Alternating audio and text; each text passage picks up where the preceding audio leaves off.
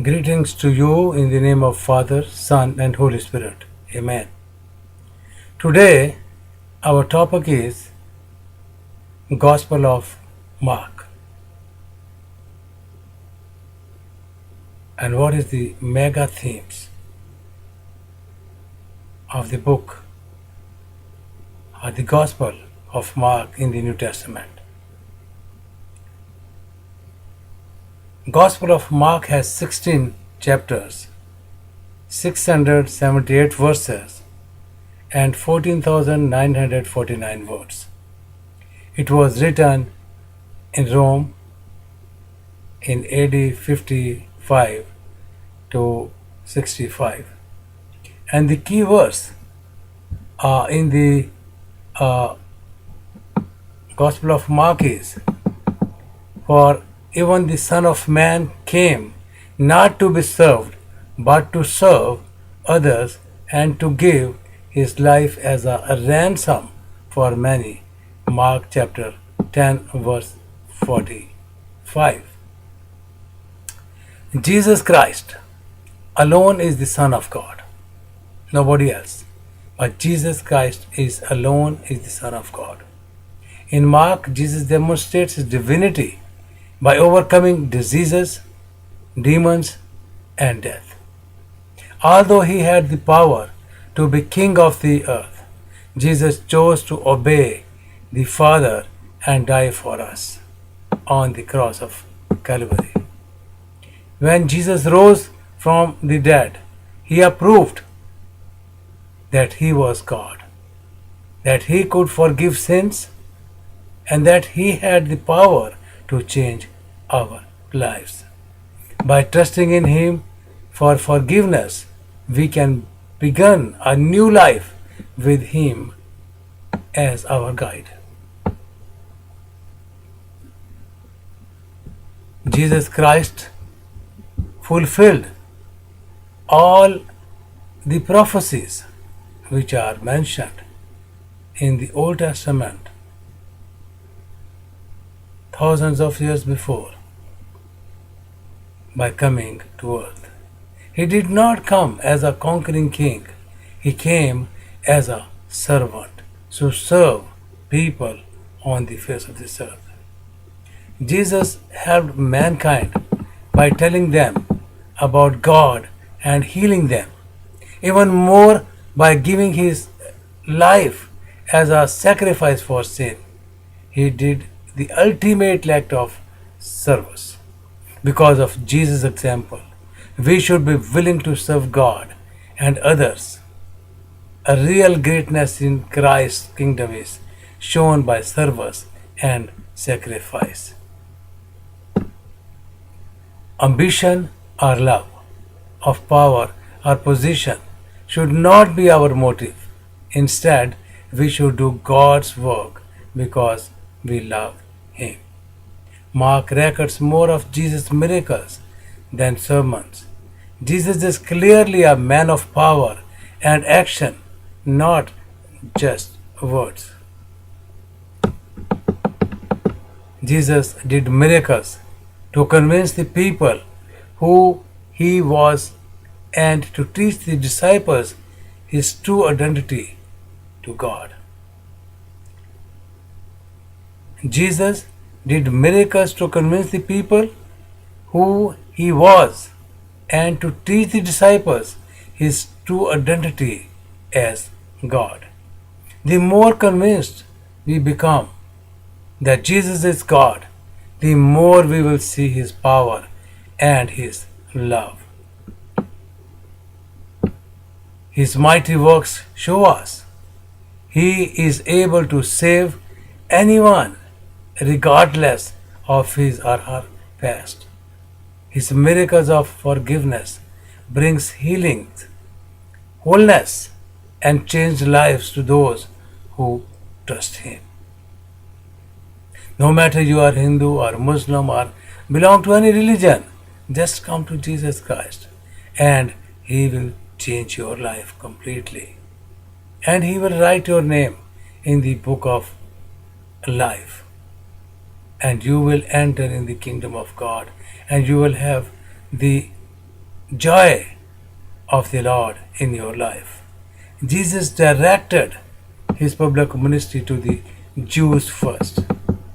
When Jewish leaders opposed him, Jesus also went to the non-Jewish world, healing and preaching.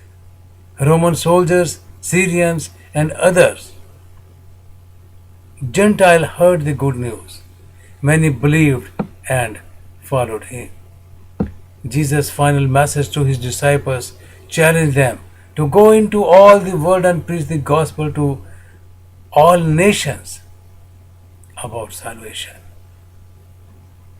Jesus crossed national, racial, and economic barrier to spread his good news.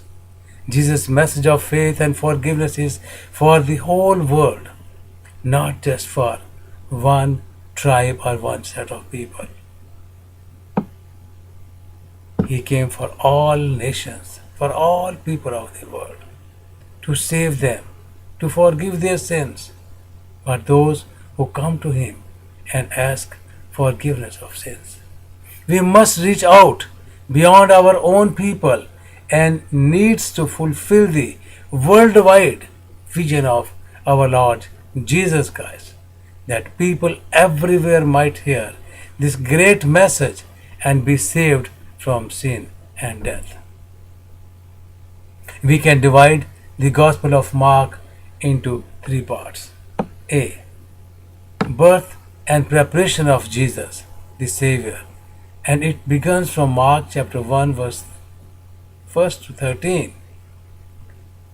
Jesus did not arrive unannounced or unexpected.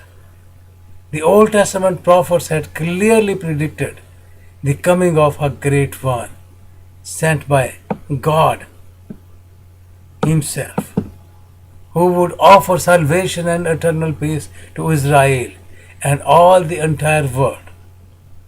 Then came the John the Baptist, who announced that the long-awaited Messiah had finally come and would soon be among the people. The God's work in the world today. Jesus does not come unannounced or unexpected, yet many still reject him.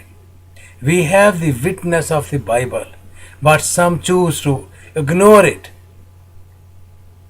just as many ignored John the Baptist in his day. And number 2 are B. Message and ministry of Jesus the servant. Mark chapter 1 verse 14 to chapter 13 verse 37.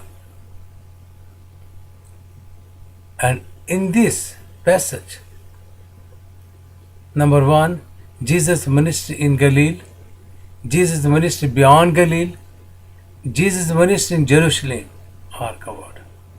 Jesus had all the power of Almighty God.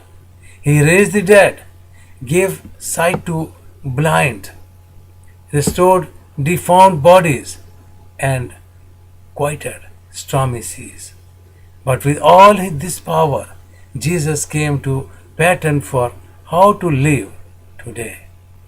As Jesus served God and others, so should we. And number 3, death and resurrection of Jesus, the servant. Gospel of Mark chapter 14 verse 1 to chapter 16 verse 20. Jesus came as a servant. So many did not recognize or acknowledge him as the Messiah. We too must be careful. We do not reject God or his will because he doesn't quite fit our image of what God should be. Mankind as a servant. We can use his life as an example for our lives. Praise the Lord. And Jesus Christ came to save you, to save me, and to save all mankind. And this is the time that you give your heart, give your life to Jesus Christ. Experience him. Come to him. Read his words. Time spent in prayer, talking to God, and you will see He will give you the desire of your heart. If you want to see Jesus, say, Lord, come in my dreams. Lord, talk to me. He will come in your dreams. He will talk to you. He will reveal Himself upon you because He is the mighty God. He loves you. He wants to take you out from the destruction of hell, and He wants to give you life, life everlasting, which no one can give. My dear brother, my dear sister, if you decide today, He will come in your life. You have to just confess your sins and say, Lord, I am sinner. I need you. Come in my life. Change my life. And He will come in your life and He will change everything dramatically. You need to read the Gospel of John, Gospel of Matthew, Mark and Luke. And then gradually you need to read Old Testament, New Testament and Old Testament. And you will see that God will talk to you directly.